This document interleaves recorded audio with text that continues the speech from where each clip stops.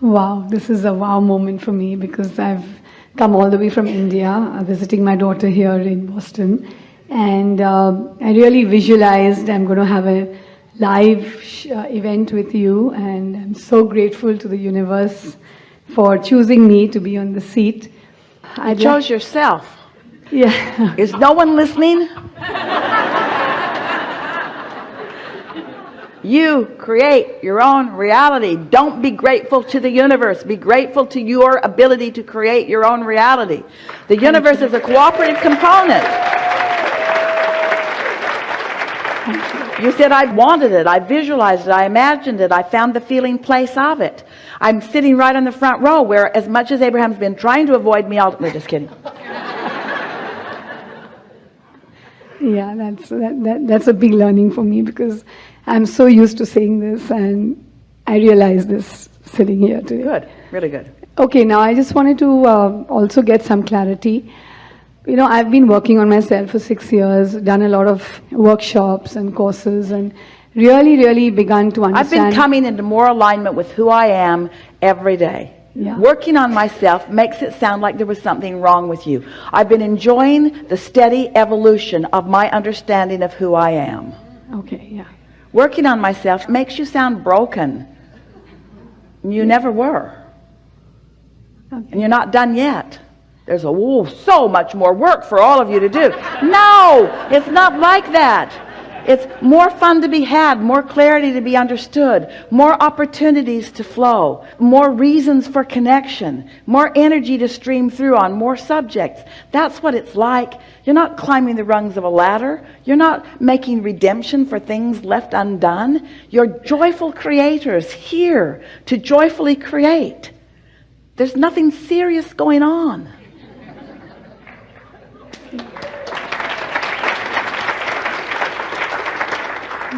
Okay, so what I want to ask you is, how do I feel that a lot of fears grip me at times. I want to move ahead and co-create the life that I want. An emotion of fear just means quite a bit of momentum, which means it's a thought that you think often.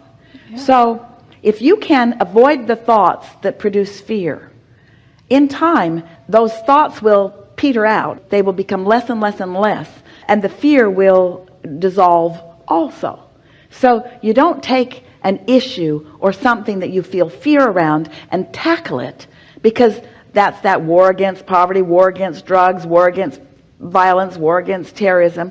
They just get bigger and bigger. So you have to distract yourself. So the remedy to letting fear leave you is by looking as often as you can in the direction of things that make you feel joyful. Isn't that interesting? Yeah.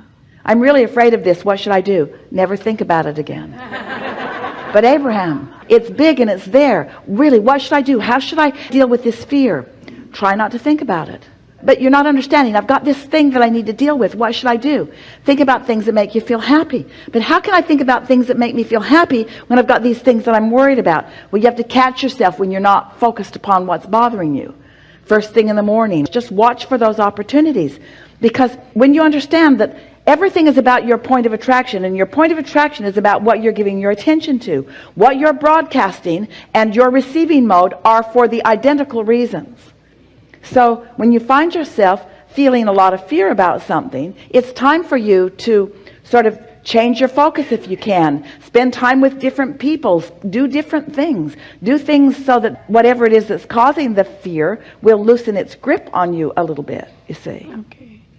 And how do I overcome this feeling that when I get up in the morning, I feel very emotional? I mean, I'm not, of course, I then align myself and I get out of it. A feeling of releasing resistance often does feel emotional. It often even brings tears. Yeah. In other words, a feeling of releasing resistance is a feeling of relief. And a feeling of relief is an indication of a raising of vibration. Okay. And so understanding that and focusing in that direction will cause you to allow more momentum about that to happen. So it's okay to get up feeling that way? It's okay to get up feeling however you're feeling, because you can't do anything about it. The worst thing in the world is to feel some way and say, I shouldn't be doing this. That is the least helpful thing. But to acknowledge that you are feeling it, and then if you can, to identify how you really want to feel, or what are the positive aspects in what you are feeling. The better it gets, the better it gets. The worse it gets, the worse it gets. So wherever you are, you're the one who has to lean it toward feeling better, or you're the one who leans it toward feeling worse. So we just ask you, is beating up on yourself for something you're feeling helpful or unhelpful? It's not helpful, is it? No. How did you get that way? Because a lot of people seem to need you to feel different than you did so that they could feel better. But that's sort of water under the bridge. Now you're standing in your powerful now. You have more choices. You all have more choices than you are often exercising. Most people, we love you so much, are responding or reacting to conditions. So the majority of the vibration that you offer is in reaction to what is, which is really a pretty silly thing, because you're the creator of what's to come. But if you keep reacting to what is, then what do you keep creating? More of what is. Yeah. So that could be helpful, is just begin saying to yourself, I'm not going to be such a reactor to what is. I'm going to be more of a acknowledger of the best parts rather than a reactor to maybe the part that is the most dominant. Okay. We've been talking a lot about unconditional love, and this is a word that you all have used in your society for a long time. We don't think you really have understood what it is. So to help you to understand, we want to say unconditional alignment, unconditional clarity, unconditional love. Unconditional meaning I'm having this feeling apart from a condition that I may be witnessing or living. In other words, the condition doesn't have dominance over my connection to source. That is true longevity. This is just a temporary thing. And so I'm not going to let my now point of attraction be influenced by this whimsical, flimsy, unimportant condition when I have this long-standing, pure positive energy flowing to me and through me all the time. So I'm choosing to be unconditional, which means I'm ignoring the condition. But most of you do not ignore conditions. Most of you see them, talk about them, seek validation about them, defend against them, and practice a vibration that won't let go of you because you're keeping it active. But there's no assertion, so nothing can pounce on you. No condition has the power to affect your vibration. You only have the power to invite it by your attention to it. There's no assertion, there's only attraction, you see. Okay. And so when you decide that how you feel matters, then you don't let conditions rattle you. And then in time, you don't feel threatened by anything. And it's as our friend earlier pointed out, and a lot of you sometimes feel this way, I don't feel safe because I don't trust myself to hold a steady vibration. But in time you will. In time you will know. In time you'll get it. In other words, Esther will say things like, a few years ago, this condition would have taken me down and kept me in turmoil for days before I worked myself out of it. Now she'll say, this condition, it's not so significant. Oh, it affects me. It affects me because I saw it. It's in opposition to what I want, but it's a rumble strip and not much more often. Jerry used to tell a story, and Esther loved it because he always wore beautiful sweaters. He had a lot of cashmere sweaters. He really liked these beautiful fibers and wools. And he would tell the story that if you're sitting in front of a fireplace and there's a chinkapin log on the fire, Esther was never sure if she ever saw one of those, but she liked the way he said chinkapin log on the fire. She thought it must be a particular poppy kind of log, you know, popping, popping, popping. And a spark comes out and lands on your sweater. If you just flick it right off, nothing happened. Just flick it off. Be aware and flick it off. But if you say, oh, looky there. Damn you, chinkapin log. Look what you've done. In a minute, you're going to have a little hole in your sweater. And so the same thing is true of any negative emotion. Just flick it off or turn to the power that is really you see. Something more? Yeah, I wanted to ask you, like you say that when you ask, it's given to you. So when you ask, you put it into the vortex, and the vortex accomplishes it, and accomplishes it quickly.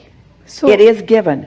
You just okay. got to be in the receiving mode so that you can let it into your experience. It's given to you as all things begin in vibrational form. But in order for you to be in a place where you allow yourself to receive it and translate it from the vibration to the thought and from the thought to the thing, you've got to hold some sort of steady vibrational alignment with it in order to get to witness the joyful becoming of what you want. Do you know that by the time you get the idea of something, you go, whoo! What a good idea that is. It has come along and come along and come along. It's almost done by the time you are even able to know that you want it. Did you hear that? By the time that you are even able to know that you want it, it is well developed and it is a sure thing. But because you don't know that, because you don't start even measuring its becoming until it's coming into something that you can tangibly see. So often when you want something and you can't see it and you can't figure out how it's going to come about, you let the absence of it be the dominant thing in your vibration and you slow it way, way, way, way, way, way down. But if you could really believe what we say, that by the time you desire it, it's ripe, it's big, it's full, so much has happened, it's ready for you to start allowing the wonderful things to show themselves to you. That's the sweet spot.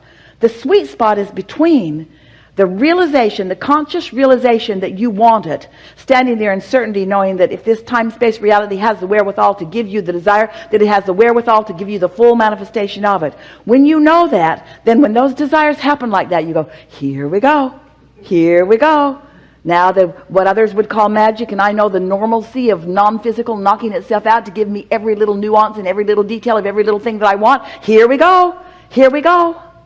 Here we go. Me and all that is and the energy that creates worlds flowing toward that. Okay. But you got to muster some worthiness before you're talking like that. So the question was that, do I need to keep asking every day for it, or if I just ask once? And Here's the answer. If every time you focus upon it, it thrills you, then keep doing that. But if you're asking from your standpoint of needing something that you don't have, you're slowing it way down every time you ask. You have to ask yourself, from what framework am I asking? Am I pleading? Am I pleading for it? Please, please, I need this so much. Please, please. I got my answer. Say your prayers from a standpoint of appreciation, not from a standpoint of need. Because need doesn't let in what you want. Yeah. But then when we say we are grateful, so that's also it's important to be grateful. So when we say grateful to something, then is that wrong to say that? Oh, your appreciation is the most powerful allowing stance that you can be in. Grateful has a lot of resistance in it. Because when you're grateful, you're often grateful to have overcome the difficulty. And the difficulty is often pretty strong in your vibration. Where think about the literal word appreciation. It's something wonderful becoming more. Oh, okay, that's the difference. Some say, Abraham, you're really nitpicking about those two words. They are vibrational worlds apart. Oh, okay. Wow. I really learned a lot today. Yeah. Thank you so Really much. good. Thank you. Really good.